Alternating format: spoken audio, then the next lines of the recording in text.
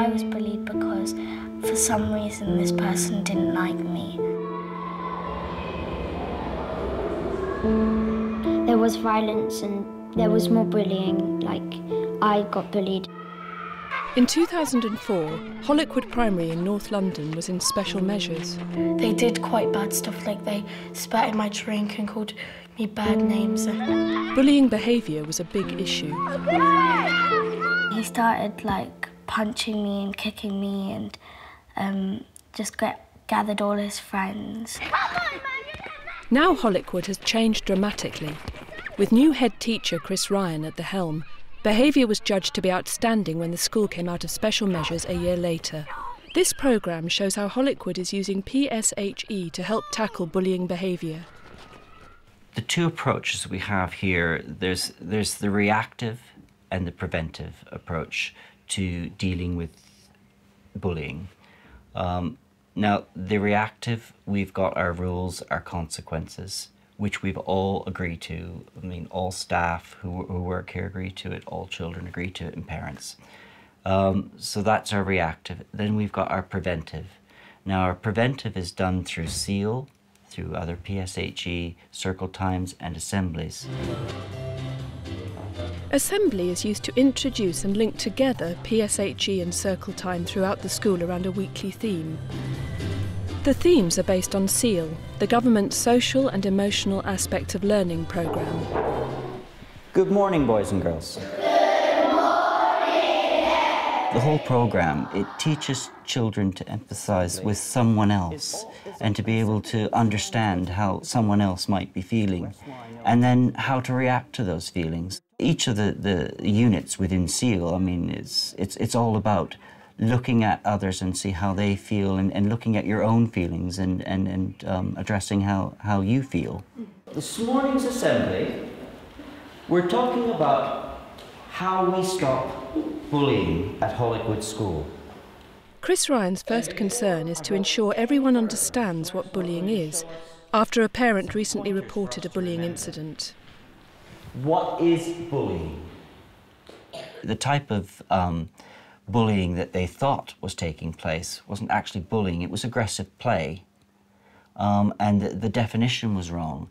Now, it got me thinking, is the definition not clear from the child's point of view, or is this the parent's point of view where the definition isn't clear? So we firstly met, you know, as a group, a staff, and said, look, we've got a little problem here. I think there's still some children who don't understand what bullying really is. Bullying is something when somebody hits you or does something nasty to you over and over again. Bullying is someone hits you and they hurt your feelings every single day and they never stop. It's an ongoing and repeated thing, and if people hurt you every day, you have to tell the teacher. When he's your age. John Westmore is Deputy Head and Class Teacher of Year 6. The bullying theme is continued in circle time. Maybe you will understand then how to change it and how to mend it. And maybe you're going to understand how people will behave, because when they feel something, it makes them behave in a special way. The children previously, if there had been an instance of bullying, everybody's very, very clear that these are the rules that must not be broken. Everybody's aware that the victim must be supported.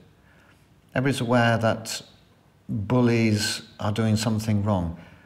But perhaps they weren't aware that bullies aren't monsters, aren't demons. Perhaps they weren't aware that actually bullies are, we're all capable of being bullies ourselves, of being involved in it. And that each and every person involved in the situation has an emotional response and an emotional motivation. And trying to draw that out and tease that out, and increasingly focusing the children on, it was not so much, no, you shouldn't have done that, but why? What did it make you feel like? How do you think that person felt? So we're developing not just a sympathetic understanding, but an empathetic. And I think there's a real clue. If you can imagine what it's like to be somebody else, half the things you would do would change. Tell the person next to you what you feel if you were seen now. And you've been asked to play football, can you make it up with it? What do you reckon? You would have to do something quite special, and if you did know them and you were their friend, then you'd probably know what you could do. Who would like to share then with us how you think you might feel? Rory? I would feel powerless. One thing that really, really amazes me is the way in which the children are so articulate about about their emotions, the way they can express them, the way they understand other people's emotions in a way that I really didn't have at their age. Year 6 have created their own anti-bullying interactive presentation, which looks at the feelings of those involved in bullying. Fantastic, that's very good. Now we're very lucky this afternoon because we're going to carry on the work we've been doing about bullying with a presentation from some children in Year 6. Explain what you did first. We went outside and we took pictures, and then we took them onto the computer and made a slideshow. And there's like 5 characters in it, and I think there's 4 of them are bullies and 1's a victim of the bullying. Can you tell who the bullies are? You think you can? Okay. Who do you think's the bullies in that picture? Me? Yeah. Them. Why do you think they're the bullies? Because it looks like they're talking about him and everyone else is playing. Okay, right. I thought it was very useful. I thought it was particularly useful because older children are showing younger children what they've actually done, so they're sharing their ideas. I think one of the particularly useful things also is the fact that they're discussing the feelings, not just of the victim, but of actually everybody who's involved.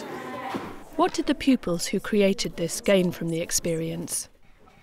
It was fun, and it's like because we done it ourselves, so we get to learn how it would actually feel, because we get to feel inside of us how the victim would feel and how the person who was bullying would feel. Being left out is probably a more common type of bullying, because like bullying isn't always so huge like some people put it out as.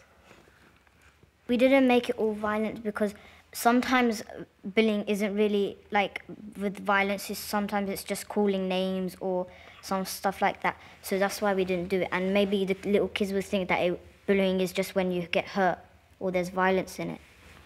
Maybe if you had like an older brother or sister and then like bossing you about and stuff, and then you like you'll feel powerless, and then to get that power back you go to school and like bully someone.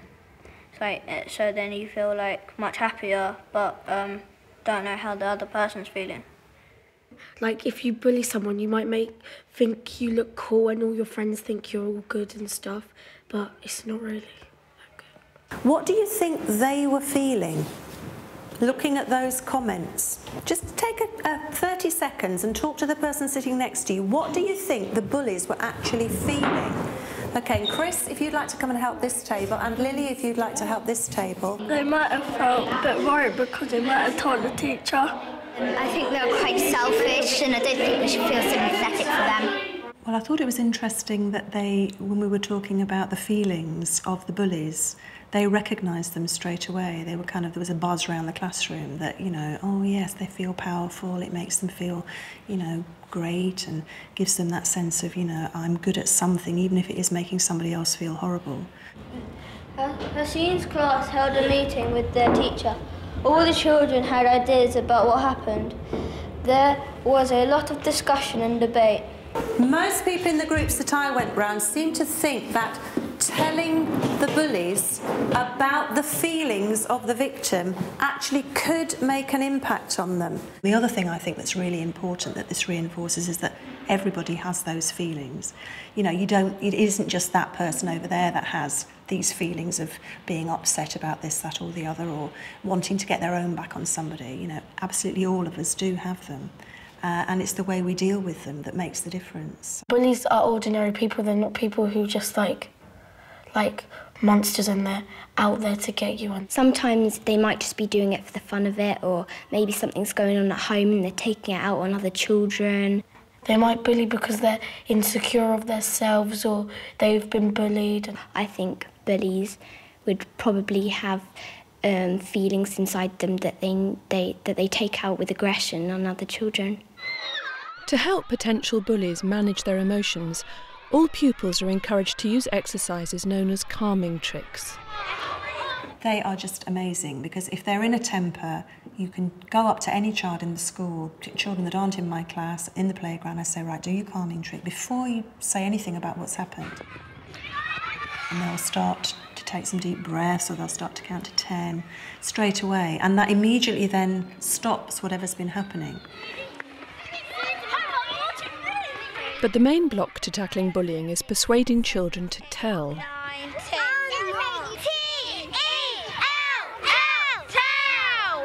It's not a question of saying to children, you must tell us. There you are, easy, I've told you. Why didn't you come and tell me? It's practice. Practice being able to talk about these things, practice being able to tell people, practice watching other people. You've seen it happen before. Somebody spoke. Did it work? Did it help them? So it's a question of building these. If you want to build the skills and the ability of children to respond, it's not just a question of telling them that's what you do. And it won't just go away, this fear of actually talking to somebody about it.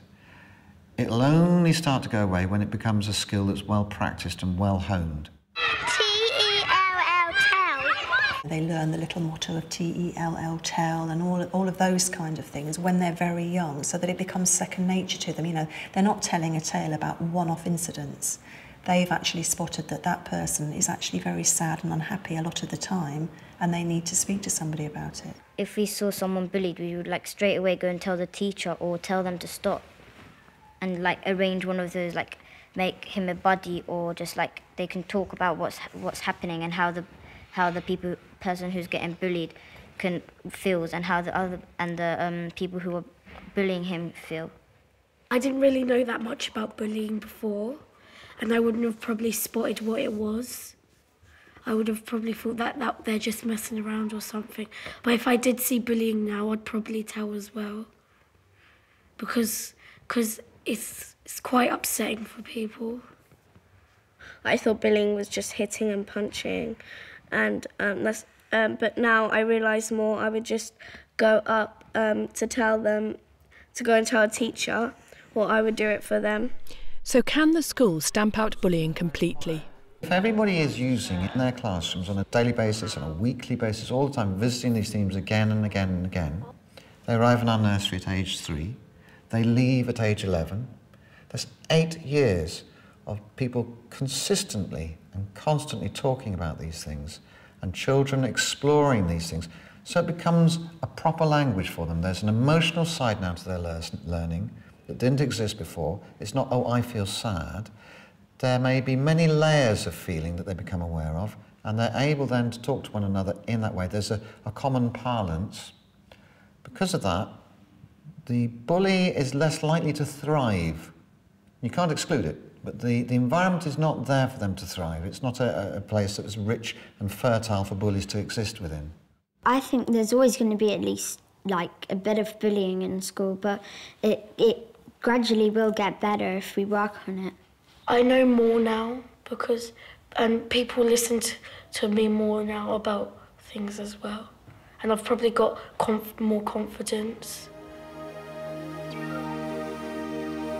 To accompany this programme, there is a pupil resource programme designed for use in the classroom.